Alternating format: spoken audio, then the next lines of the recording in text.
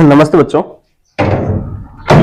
आज अपन देखो D block elements की बात करने वाले हैं। एक चैप्टर है अध्याय नंबर 8 या चैप्टर नंबर 8 डी ब्लॉक और एफ ब्लॉक तत्व। तो मैंने आप लोगों को आवर्त सारणी में बता दिया था कि डी ब्लॉक कहाँ प्रेजेंट होते हैं और एफ ब्लॉक कहाँ प्रेजेंट होते हैं। आप लोगों ने देखा होगा कि जो आवर्त सारणी होती है अपनी, उस आवर्त सारणी के अंदर 4 ब्लॉक होते हैं, S block, F block, sorry S, P, D और एफ।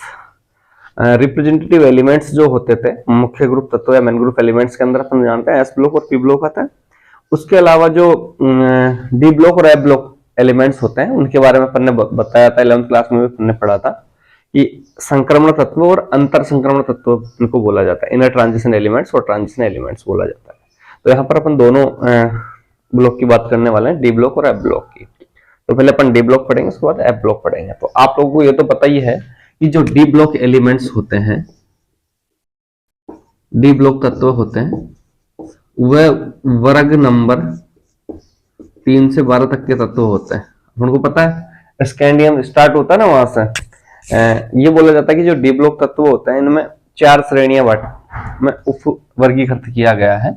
अगर अपन बोले 3D सीरीज, 4D, 5D और 6D, 3D, 4D, 5D और 6D। अपन को पता है कि जो 6D सीरीज होती है ये अपूर्ण होती है, इनकम्प्लीट होती है, या अपन इसको ऐसे बोलते हैं प्रथम संक्रमण श्रेणी, द्वितीय संक्रमण श्रेणी, तृतीय संक्रमण श्रेणी और चतुर्थ संक्रमण श्रेणी। तो यहाँ पर जो तुम्हारी चतुर्थ संक्रमण श्रेणी होती है ये इनकम्प्लीट, अभी तक कंप्लीट नहीं हुई है। आप लोगों को पता होगा अपन यहाँ पर 3D, 4D और 5D की मोस्टली बात करने वाले हैं, 6D की अपन ज्यादा बात नहीं करेंगे। यहाँ पर 3D के बारे में आप लोग अच्छे से जानते भी हो। सबसे ज्यादा अपन डी ब्लॉक तत्व की अगर बात करें तो 3D सीरीज को अपन अच्छे से पढ़ लेते हैं, क्योंकि अपने काम आने लग जाते हैं। 21 से लेकर 30 तक के जो तत्व होते हैं वो 3D सीरीज में आते हैं। तो यहाँ से अपन बहुत सारी स्टडी करी है। यहाँ पर जैसे स्कैंडियम से लेकर जिंक तक के जो तत्व होते हैं वो 3D सीरीज में आते हैं। इसी तरह से यहाँ पर इट्रियम से लेके ये कैडमियम तक आते हैं। लेंथेनम से मरकरी, आप लोगों को पता है लेंथेनम 57 नंबर पे आता है और फिर हेपेनियम से स्टार्ट हो जाता है वापस। आपको पता है ना, लेंथेनम से लेके, लेंथेनम के बाद सीरियम जो आता है उससे लेके ल्यूटेशियम 71 तक, 58 से लेके 71 तक के तत्व है वो लेंथेनाइड्स कहलाते हैं। इसी प्रकार से यहाँ पर एक्टिनाइड्स, एक्टिनियम के बाद आने वाले तत्वों को एक्टिनाइड्स बोला जाता है।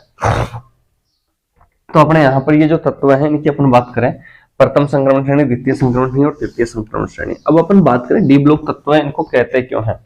तो अपन सब जैसे एस ब्लॉक में बात की थी, पी ब्लॉक में बात की थी, वैसे डी ब्लॉक में बात करेंगे कि आईयूपीएससी ये बोलती कि आईयूपीएससी के अनुसार ये बोला जाता है कि वे तत्व जिनमें अंतिम इलेक्ट्रॉन जो होता है सामान्यतः डी कक्षक में पाया जाता है। अपन बोलते हैं जैसे एस ब्लॉक के लिए बोला था कि वे तत्व जिनका अंतिम इलेक्ट्रॉन एस कक्षक में प्रवेश करता है या पी कक्षक में प्रवेश करता है, तो एस वाले को एस बोल दिया था, पी वाले को पी बोल दिया था। वैसे ही डी ब्लॉक के लिए बोला जाता है कि अंतिम तत्व है जो अपन वैलेंस शेल में इलेक्ट्रॉन भरते हैं, लास्ट वाला इलेक्ट्रॉन भरते हैं, वो डी कक्षक में प्रवेश करता है। इस वजह से इनको अपन डी ब्लॉक तत्व कहते हैं। जैसे अपन लिखना चाहे तो लिख सकते हैं कि अकॉर्डिंग टू आईयूपीएससी, आईयूपीएससी के अनुसार वे तत्व है जिनका अंतिम इलेक्ट्रॉन डी कक्षक में प्रवेश करता है, डी कक्षक में प्रवेश करता है, उन्हें डी ब्लॉक तत्व कहते हैं। ये डेफिनेशन अपन दे देते हैं कि डी ब्लॉक तत्व किसको कहते हैं। और अपन को पता है कि जो आवर्त सारणी होती है उसके अंदर जो डी ब्लॉक के तत्व होते हैं वो कहां प्रेजेंट होते हैं। एस ब्लॉक इधर तुम्हारा और इधर पी ब्लॉक। एस की 2 लाइन होती है, ग्रुप नंबर फर्स्ट और ग्रुप नंबर सेकंड। इस तरह से आवर्त सारणी आप लोगों ने देखी है 1 और 2। उसके बाद ग्रुप नंबर 3 से स्टार्ट होकर 12 तक चलते हैं डी ब्लॉक तत्व। फिर ग्रुप नंबर 13 से लेके 18 तक कौन आ जाता है, यहाँ पे पी ब्लॉक तत्व आ जाता है। तो ये बीच वाले जो तत्व होते हैं इनको अपन डी ब्लॉक तत्व कहते हैं। ग्रुप की बात करें तो ग्रुप नंबर आवर्त की बात करें तो फर्स्ट, सेकंड और थर्ड आवर्त जो स्टार्ट होता है वो यहां से स्टार्ट हो जाता है।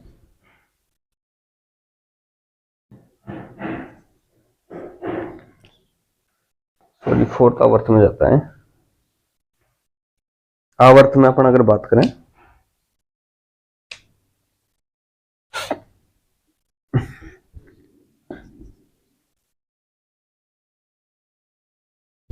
फोर्थ आवर्त से स्टार्ट हो जाता है स्कैंडियम से लेके जिंक तक। इसी तरह से रुबेडियम, स्ट्रांसियम के बाद में ये ट्रियम चालू हो जाता है कैडमियम तक। इस तरह से ग्रुप नंबर 3 से लेके 12 तक के जो तत्व होते हैं वो डी ब्लॉक तत्व कहलाते हैं। तो अपन लिख सकते हैं, ये बात भी लिख सकते हैं कि आवर्त सारणी में डी ब्लॉक तत्व जो होता है एस ब्लॉक और पी ब्लॉक तत्वों के मध्य उपस्थित होता है। और ये बोल सकते हैं कि अपन एस ब्लॉक और पी ब्लॉक तत्वों के बीच में एक ब्रिज का कार्य करता है, बीच में पुल का कार्य करता है, ठीक है। और अपन बोल देंगे कि इनमें जो एस ब्लॉक और पी ब्लॉक के तत्व हैं उनके मध्यवर्ती गुण पाए जाते हैं, इनमें मध्यवर्ती गुण पाए जाते हैं किसमें, डी ब्लॉक के तत्वों के अंदर। तो अपन आराम से बोल सकते हैं कि जो डी ब्लॉक तत्व होते हैं इनमें जो इलेक्ट्रॉन्स होते हैं, इनका जनरल इलेक्ट्रॉनिक कॉन्फ़िगरेशन होता है वो क्या होता है, अगर अपन देखें तो n-1 डी सब सेल में इलेक्ट्रॉन जाते हैं उपांत्य कोश में, ठीक है। उपकोष होता है एक होता है अपना कोश। तो यहां पर हम बात करें अपन n-1 डी उपकोष में जाते हैं इलेक्ट्रॉन्स। ns12 बोलेंगे अपन क्योंकि आप लोगों ने देखा होगा कहीं इलेक्ट्रॉनिक कॉन्फ़िगरेशन जो होते हैं वो इस तरह से रिप्रेजेंट होते हैं कि कभी s में 2 चले जाते हैं, कभी 1 चले जाता है। अपन ने आपभाव सिद्धांत का विचलन देखा था, जैसे क्रोमियम की बात कर लें, कॉपर की बात कर ले, तो वहां पर इलेक्ट्रॉनिक कॉन्फ़िगरेशन ऐसे देखने को मिलता है।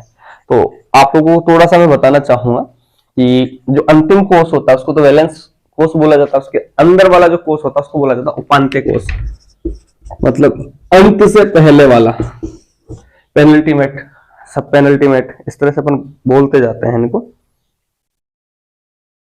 तो ये अपना होता है उपांत्य कोष होता है, अंदर वाला उपांत्य कोष में एक इलेक्ट्रॉन जाता है, ठीक है।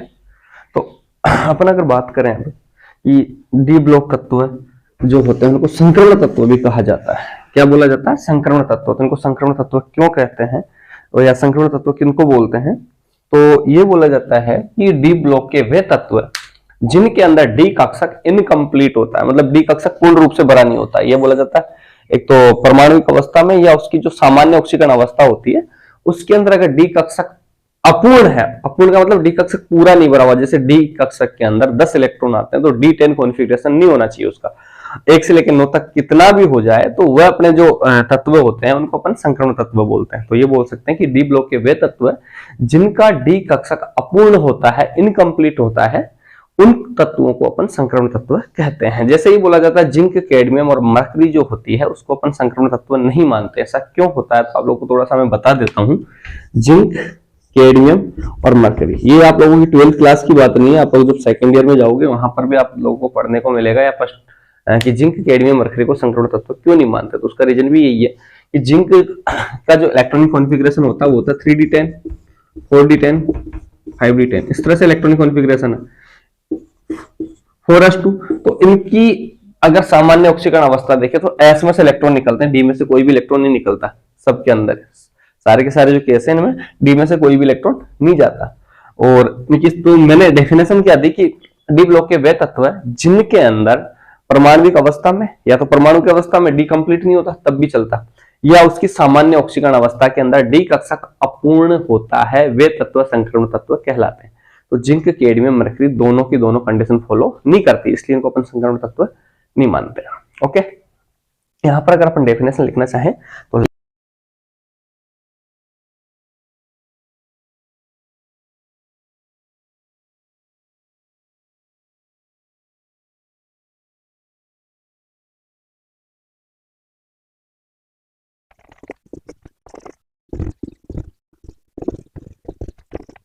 मैंने लिखा संक्रमण तत्व की अगर बात करें तो मैंने लिखा है संक्रमण तत्व कौन से होते हैं कि डी ब्लॉक के वे तत्व जिनमें परमाणु या ऑक्सीकरण अवस्था में डी कक्षक अपूर्ण रूप से भरा होता है उन्हें संक्रमण तत्व कहते हैं।